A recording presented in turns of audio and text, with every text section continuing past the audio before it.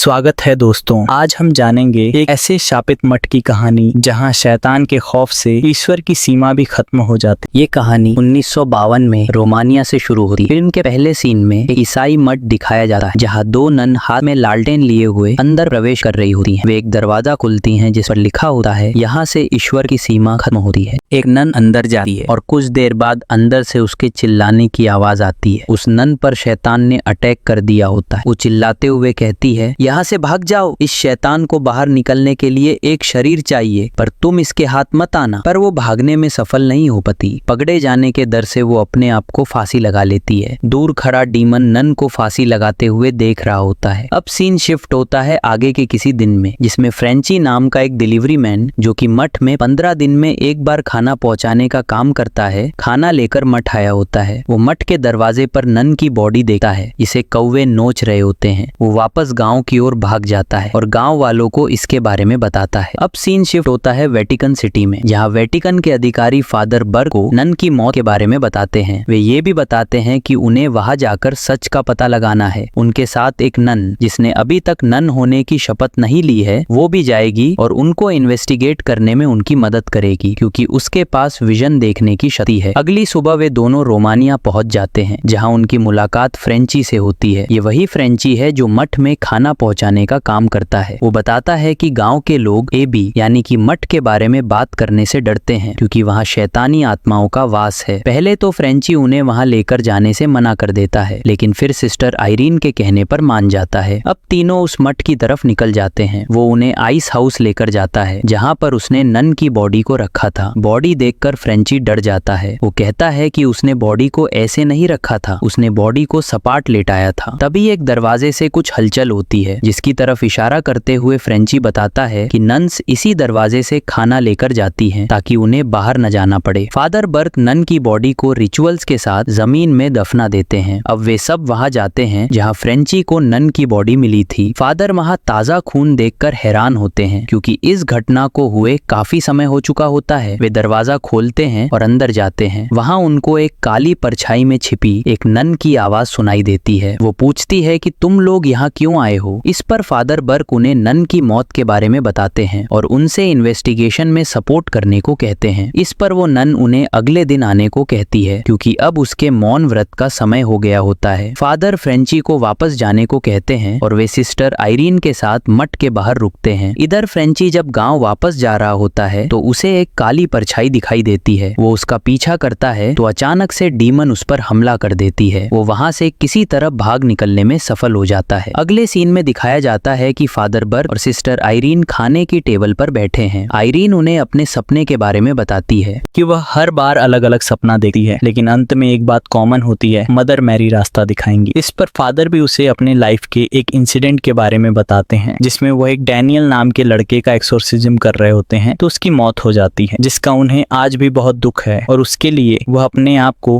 गुनहगार मानते हैं। अब सीन शिफ्ट होता है रात में, जहाँ अचानक एक ट्रांजिस्टर बजने लगता है और फादर बर्क नींद से जाग जाते हैं। वह उस आवाज की तरफ जाते हैं तो उन्हें एक नन दिखाई देती है। वह उसका पीछा करते हुए कब्र तक पहुंच जाते हैं कि तभी वह नन डैनियल का रूप ले लेती है। फादर उसकी तरफ बढ़ते हैं तो डैनियल के मुंह से एक सांप निकलता है जो फादर पर हमला कर देता है, जिससे बचते हुए फादर एक ताबूत में गिर जाते हैं और ताबूत बंद हो जाता है। फादर बचाने के लिए चिल्लाते हैं और घंटी बजाते हैं। इधर आयरीन की अचानक नींद खुलती है तो उसे नन की काली परछाई दिखाई देती है। वह उसका पीछा करते हुए कब्रिस्तान पहुंच जाती है, जहां फादर बर्क बचाने के लिए चिल्ला रहे होते हैं कि तभी वह डेमन फादर का गला दबाने लगती है। आयरीन कब्रिस्तान खोदती है और फादर को बचा लेती है। उसी ताबूत से उन्हें कुछ किताबें मिलती हैं, जिन्हें वह अपने पास रख लेते हैं। फादर बताते हैं कि यहाँ कोई बहुत बड़ी काली शक्ति है। अगले दिन सिस्टर आयरीन और फादर मदर सुपीरियर से मिलने जाते हैं, पर वहाँ कोई नहीं होता, लेकिन मठ का दरवाजा अपने आप खुल जाता है। आयरीन डरते हुए उसके अंदर जाती है और फादर किताबों में और जानकारी जुटाने के काम में लग जाते हैं। इधर आयरीन मठ के मेन हॉल में पहुंचती है और देखती है कि एक नन प्रार्थना कर रही है। वह उन्हें छूने ही वाली होती है कि एक दूसरी नन उन्हें ऐसा करने से रोक देती है। नन सिस्टर को बताती है कि हम प्रार्थना रोक नहीं सकते, इसलिए बारी बारी से नन्स प्रेयर करती हैं। इधर एक होटल में फ्रेंची बैठा होता है तो उसे पता चलता है कि गांव में एक लड़की की मौत हो गई है और यह मौत उस मठ की काली शक्तियों की वजह से हुई है। यह जानकर उसे फादर बर्क और सिस्टर आयरीन की चिंता होती है। वह अपनी शॉटगन लेता है और मठ की की तरफ निकल जाता है। इधर वह दरवाजा जिससे सिस्टर अंदर गई थी अचानक बंद हो जाता है। अब सीन शिफ्ट होता है जहां विक्टोरिया सिस्टर को बताती है कि इस मठ को सेठ काटा के राजा ने बनवाया था 6ठी शताब्दी में। राजा